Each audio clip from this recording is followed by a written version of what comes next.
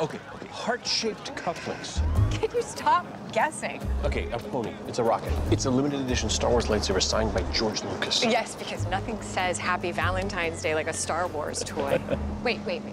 Please tell me that you didn't get me a lightsaber for our first Valentine's Day together. Please, give me some credit. You're gonna love what I got you. You're gonna love what I got you.